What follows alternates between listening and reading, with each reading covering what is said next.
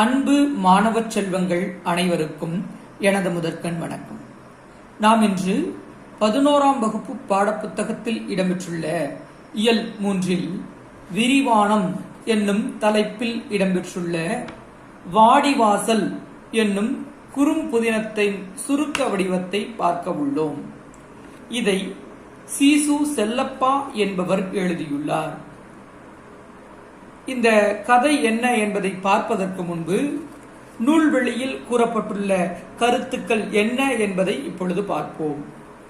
நூல்வெளி: சீசு செல்லப்பா சிறுகதை, புதினம், விமர்சனம், கவிதை, மொழிபெயர்ப்பு முதலான இலக்கியத்தினுடைய பல்வேறு தளங்களில் பங்களிப்பு செய்திருக்கிறார். சந்திரோதயம், தினமணி ஆகிய இதழ்களினுடைய உதவி ஆசிரியராகவும் பணியாற்றியுள்ளார். எழுத்து இதழினை தொடங்கி நவீன தமிழ் இலக்கிய மறுமலர்ச்சிக்கு வித்திட்டவர். இவருடைய குறிப்பிடத்தக்க படைப்புகள் என்ன என்றால் வாடிவாசல், சுதந்திரதாகம், ஜீவனாம்சம், PS ராமையாவின் சிறுகதை பாணி, தமிழ் சிறுகதை பிறக்கிறது ஆகியவையாகும். இவருடைய சுதந்திரதாகம் புதினத்திற்கு 2001ஆம் ஆண்டிற்கான சாகித்ய அகாடமி விருது கிடைத்துள்ளது. இப்படிப்பட்ட சீசு செல்லப்பா அவர்கள் எழுதிய வாடிவாசல் என்று சொல்லக்கூடிய குறும்புதினத்தினுடைய சுருக்கப்பட்ட வடிவத்தை தான் நாம் இப்பொழுது பார்க்க போகிறோம். அதாவது குறும்புதினம் அப்படின்னா என்ன அப்படின்னு பார்த்தோம்னா, அளவில் சிறுகதையை விட நீளமாகவும் புதினத்தை விட சிறியதாகவும் இருக்கும் கதை குறும்புதினம். இதனை குறுநாவல் என்றும் சொல்வார்கள். சிறுகதைக்கும் புதினத்திற்கும் இடைப்பட்ட வடிவம்தான் இந்த குறும்புதினம் எனப்படும். அப்படிப்பட்ட குறும்புதினமானது இங்கே தரப்பட்டுள்ளது. அதை பற்றி தான் இப்பொழுது பார்க்க போகிறோம். நுழையும் ஒத்தைக்கு ஒத்தையாக கோதாவில் இறங்கும் மிருகத்துக்கும் மனுஷனுக்கும் நடக்கும் விவகாரத்துக்கு இரண்டிலொன்று முடிவு காணும் இடம் வாடிவாசல். அந்த வாடிவாசலின் மனுஷ ரத்தம் சிந்தலாம், ஆனால் காளையினுடைய உடலில் ஒரு சொட்டு ரத்தம் காணக்கூடாது. எதன் கை ஓங்குதோ அதுதான் தூக்கும். மனுஷன் இதை விளையாட்டாக நினைத்தாலும் மிருகத்திற்கு அது விளையாட்டன்று, அதுதான் ஜல்லிக்கட்டு. அத்தகைய ஜல்லிக்கட்டினுடைய சிறப்புகளை பற்றி தான் நாம் இங்கே பார்க்க போகிறோம். நம்முடைய பழந்தமிழர்களுடைய வீர விளையாட்டுகளில் ஒன்று ஜல்லிக்கட்டு. அத்தகைய பழந்தமிழருடைய விளையாட்டுகளில் விளங்கிய ஜல்லிக்கட்டினுடைய சிறப்புகளை எல்லாம் நாம் தெரிந்து கொள்ள வேண்டும் என்பதற்காகத்தான் இந்த கதையானது இங்கே வைக்கப்பட்டுள்ளது. அதை பற்றி தான் நாம் இப்போ பார்க்க போறோம். இந்த கதை பிச்சி என்று சொல்லக்கூடிய வாலிபன் வாடிபுரத்தைச் சேர்ந்த காரி என்னும் காளையை எவ்வாறு அடக்குகிறான் என்பதனை அழகாக காட்சிப்படுத்துவதாக இடம்பெற்றிருக்கிறது. அதை பற்றி தான் நாம் இப்பொழுது பார்க்க போகிறோம். வாடிபுரம் காளை வாடிவாசலையும் தொழுவத்தையும் பிரித்து நிற்கும் ஆழ்வுயர வேலி அடைப்பின் மீது உட்கார்ந்த இருந்த ஒரு பையன் கத்துகிறான். ஏய், வாடிபுரம் காளை வருதுரோ என்று. கருப்பு பிசாசி வருகிறா என்று கத்துகிறார்கள். கத்திய அத்துணை குரல்களிலும் ஒரு நடுக்கம், திகில் வெடித்து பரவியது. வாடிவாசல் அமர்க்களப்பட்டது. சில வினாடிகளில் வாடிவாசலிலே முண்டி எடுத்து எக்கி நின்ற கூட்டம் போன இடம் தெரியவில்லை.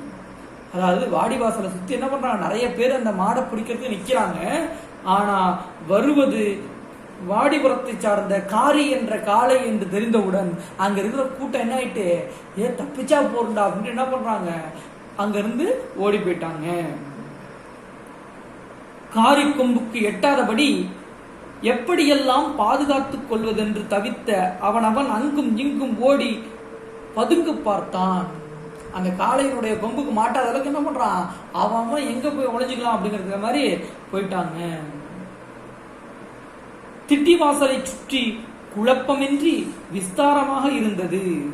அந்த திட்டி வாசல்னு சொல்லுவாங்க இல்லையா, அந்த மாடை அவிழ்த்து விடக்கூடிய இடம், அதை சுத்தி பார்த்தோம்னா அங்க விசாலமா ஃப்ரீயா இருக்கு அந்த இடமே. ஏன்னா அங்க யாருமே நிக்கல. ஏன்னா வருவது காரி அப்படிங்கிற காளை அப்படின்னு தெரிஞ்ச உடனே அவன் ஓடி போயிட்டான்.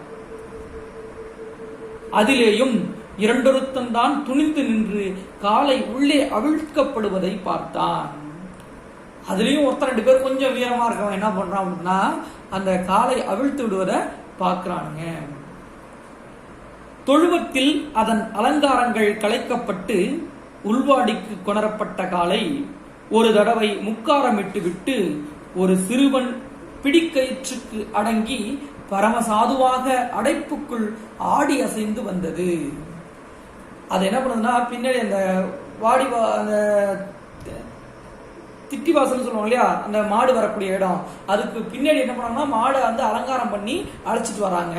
அந்த மாடினுடைய அலங்காரங்கள்லாம் நீக்கப்பட்டு அதனுடைய இந்த மூக்கணாம் கயிறுன்னு சொல்லுவோம் இல்லையா, அதையெல்லாம் கழட்டிட்டு அந்த மாடை என்ன பண்றாங்க தனியா அந்த இடத்துல விடுறாங்க.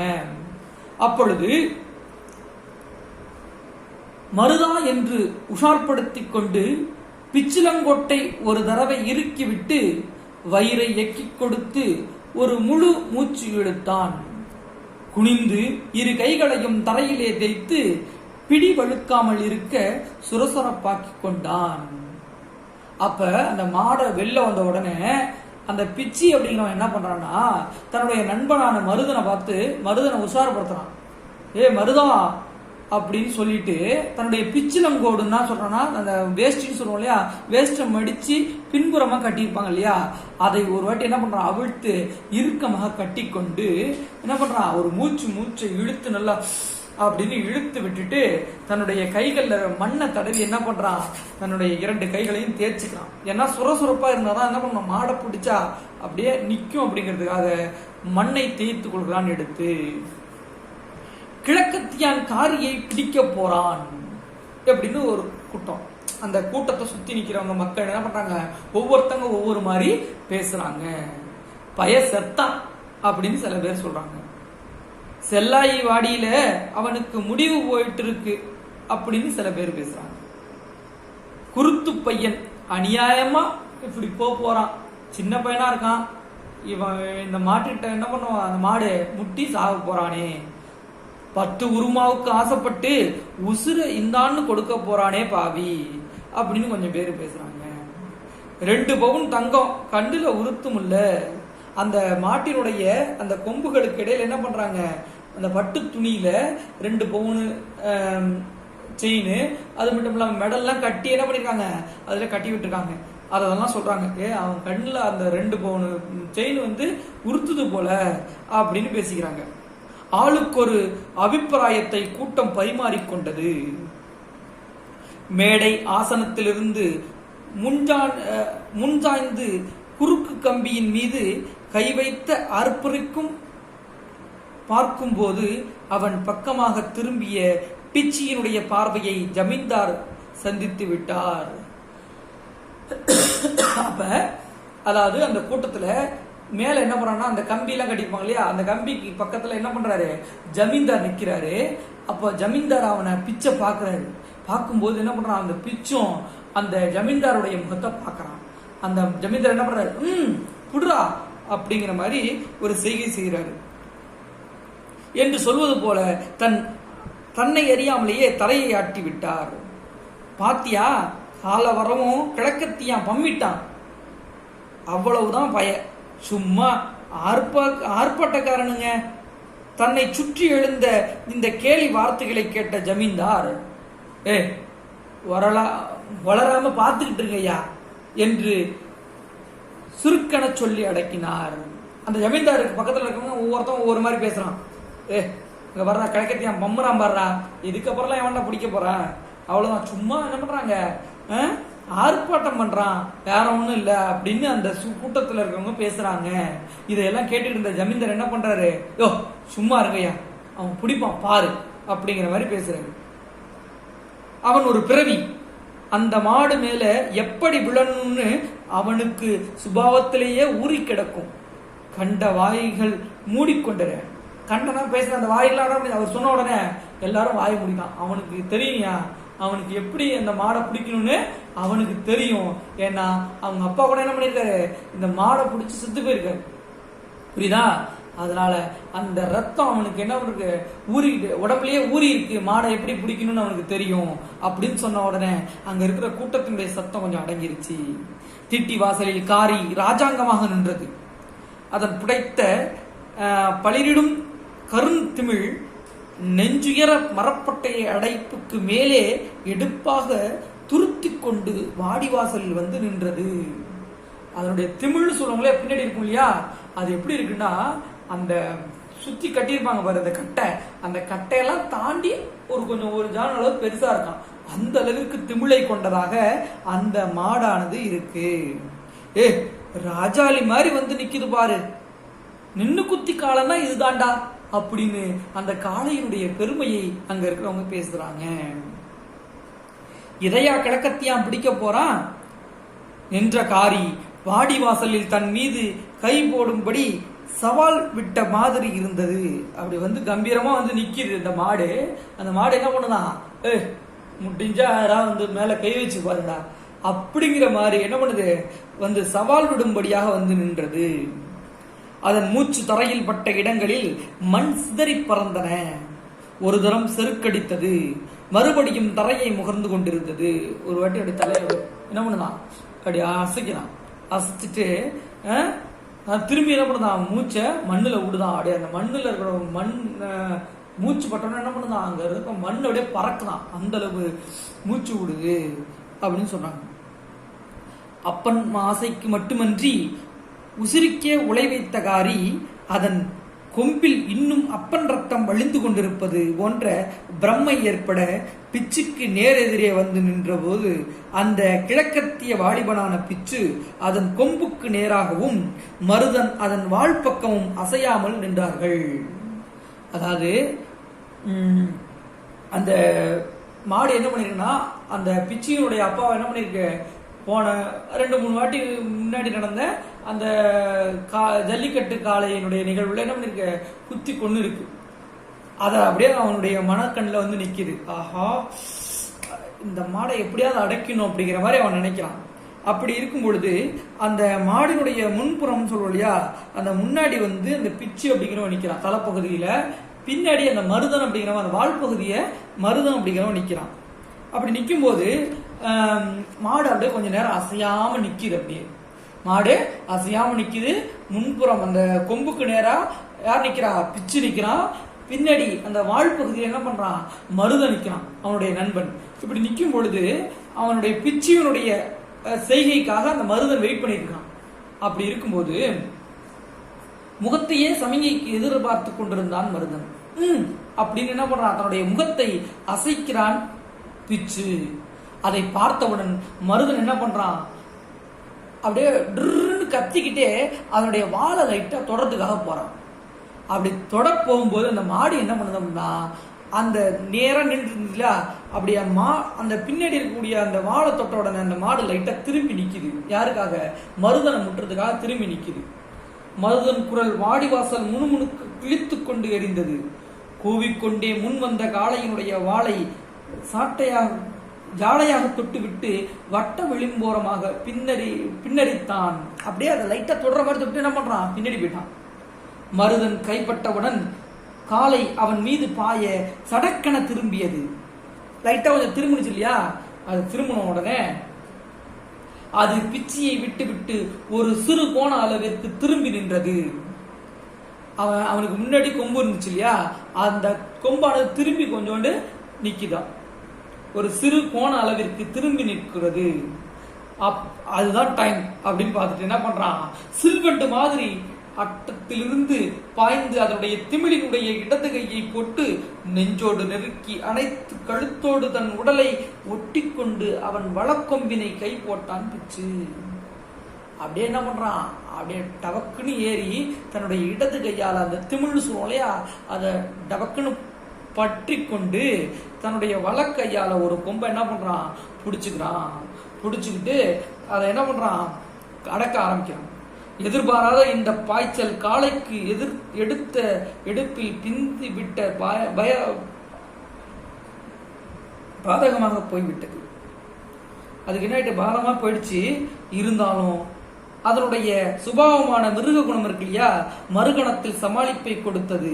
முழு வேகத்துடன் கொம்பை அழைத்து பிச்சியை பின்னால் குத்தி பார்த்தது. அப்படியே என்ன பண்ணுது, பிடிச்ச அவனை அப்படியே கொஞ்ச நேரத்துல கொஞ்சம் தடுமாறுச்சு. இருந்தாலும் என்ன பண்ணுச்சு, பட்டுன்னு திரும்பி அவனை குத்துறதுக்கு பாக்குது. முழு வேகத்துடன் கொம்பை அழைத்து பிச்சியை பின்னால் குத்தி பார்த்தது. காளையினுடைய தலை கீழ் நோக்கி அழுத்தப்படவே காளை உத்தியை மாற்றி ஒரு எகிரி 4 கால்களையும் உயர தூக்கி தவியது. அப்படியே என்ன பண்றான், அந்த திரும்பும் போது அந்த கொம்பை பிடிச்சி என்ன பண்றான், அப்படியே மண்ணோட தரையை அழுத்துறான். அப்படி என்ன பண்ணுது, டக்குன்னு என்ன பண்ணுது, இந்த மாடு திரும்பி இன்னொரு யோசனை பண்ணி தன்னுடைய கால்கள் ரெண்டையும் ஒரே ஜம்ப் அழுத்தி மண்ணில் அழுத்தி என்ன பண்ணுது, பாயறதுக்கு பார்க்குது. அட விராலு மாதிரி துள்ளுது பாருடா, அங்க இருக்கிற மக்கள் பேசுறாங்க. குதிரை கணக்கா எகிரி பாக்குது பாரு, செத்தாண்டா பாய, உருட்டி திருடி கிழித்துரு, அதாவது உருட்டி திருட்டி என்ன பண்ணுது, அவனை கண்டிப்பா கீழே தள்ளி விட்டுரும் அப்படின்னு சொல்றாங்க. எல்லாரும் தூக்கி போட்டு பட்டையை உரிச்சிட்டு போகுது. அவனுடைய தூக்கி போட்டு என்ன பண்ணுது, பட்டையை உரிக்க போகுது பாரு அப்படிங்கிறவங்க எல்லாம் பேசுறாங்க. மருதன் கத்தினான், ஏய் பிடிய விட்டுறாதரா பிச்சு, பிடிய விட்டுறாத அப்படின்னு அவன் கத்துறான். ஆள் உயரத்துக்கு மேலே எழும்பிய காலை அந்தரத்தில் முதுகு குனிந்து தலையை உள்ளடக்கி கால்களை தரையிலே அடித்து கொண்டு கீழே இறங்கியது. பிச்சியும் பிடிவிடாமல் கூடவே இறங்கி கால்களை தரையிலே பதித்து நிலைக்க துளாவினான். ஆனால் அவன் நிலைக்கும் முன்பே மறுபடியும் காலை எம்பி தவ்வியது. அப்படியே என்ன பண்ணுது, மாடு மேலே எகிரி பறக்குது. அப்படியே மாடோட என்ன பண்றான், இவனும் சேர்ந்து மேலே எகிர்றான். திரும்பி அப்படி கீழே இறங்கும் போது சரி கீழே கால் வைக்கலாம் அப்படின்னு நினைக்கான். அப்படி அவன் காலை வைக்கிறதுக்கு முன்னாடி திரும்பி என்ன பண்ணுது, இந்த மாடு எகிரி குதிக்குது. பிடியை விட்டுறாதரா கூட்டத்திலிருந்து பதறிய ஆர்ப்பரித்த கூச்சல்கள். அங்க சுத்துறவங்க என்ன பண்றாங்க, பிடியை விட்டுறாதரா அப்படிங்கிறவங்க கத்துறாங்க. ஒரு தவுக்கு நின்னுட்டான்டா, ஒரு தவு முடிஞ்சிருச்சு, 2வது தவுல உருட்டிடும் அப்படின்னு சில பேர் பேசுறாங்க. கிழக்கத்தியான் கை அதோ அங்க பாரு, அவனுடைய கை சளைக்குது பாரு, தோ விட்டுருவான் அப்படின்னு சில பேர் பேசுறாங்க. ஓ 2 தவுக்கும் நின்றுட்டான், 2வது தவு முடிஞ்சிருச்சு. அடுத்ததா வாடிபுரம் காளை பிடிபட்டு போச்சு அப்படின்னு அங்க இருக்கிறவங்க எல்லாம் என்ன பண்றாங்க, கத்த ஆரம்பிச்சிட்டாங்க. பிச்சி விட்டுறாதரா, இந்த ஒரு தவு தான் இருக்கு, இன்னும் ஒரே ஒரு தவு, அதை மட்டும் நீ பிடிச்சிட்டு நான் போறோம் அப்படின்னு என்ன பண்றான், மருதன் கத்துறான். காளையும் சளைக்க ஆரம்பிச்சிருச்சு. 3வது எம்புல ஒருமே இல்லை. அப்படியே என்ன பண்ணுது, 3வது தவு லைட்டா தான் தவு, ஏன்னா அந்த என்ன பண்ணா நல்லா பிடிச்சிட்டான். 1 தவு 2 தவு 3 தவுக்கும் அவன் நின்று விட்டான். 3 தடவையும் காளை அவனை உருட்டி எரிந்து கிழித்திருக்க வேண்டும். ஆனா 3 தடவை என்ன பண்றான், கெட்டியமா பிடிச்சிருந்துதான். இந்த நாடகத்தினுடைய கடைசி அங்கம் இருக்கிறது என்பது தெரிந்தும் அடக்க முடியாத கலிவேறி கொண்ட கூட்டம் எம்பி குத்தி கத்தியது. பரவாயில்ல, சூப்பரா பிடிச்சிட்டான் அப்படின்னு அங்க இருக்கவங்க என்ன பண்றாங்க, கத்துறாங்க. இருந்தாலும் அதனுடைய கடைசி என்ன நடக்குது அப்படின்னு பார்த்தோம்னா, வாடிபுரம் காளை வாயை பிளந்துடுச்சுரா, வாடிபுரம் காலை என்ன ஆயிட்டு இப்ப வாயை பிளந்துருச்சு அப்படிங்கிறவங்க எல்லாம் சந்தோஷமா கத்துறாங்க. கிழக்கத்தியான் வெண்டுட்டான் அப்படின்னு கத்துறாங்க.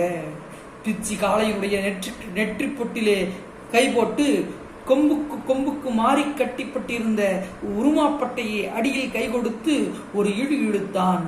மெடல் அலங்கார சிறு தங்க நகைகள் கோத்திருந்த சங்கிலியுடன் பட்டு துணி அவன் கைகளிலே கொத்தோடு வந்து விட்டது. அதனுடைய கொம்புல இருந்த பட்டு துணி இருக்கு இல்லையா, அது அவன் கைக்கு வந்துருச்சு. அப்படியே வாயில் கவ்விக்கொண்டான். தரையில் பதித்த கால்களை அழுத்தி திமிழை சேர்த்து காளையை ஒரு தம் கொடுத்து எதிர்பக்கமாக தள்ளிவிட்டு எகிரி பின்னால் பாய்ந்தான்.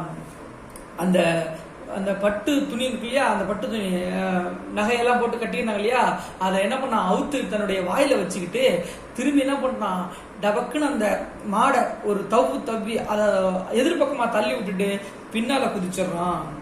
ஆர்ப்பரித்த வாடிபுரம் கூட்டத்துக்குள்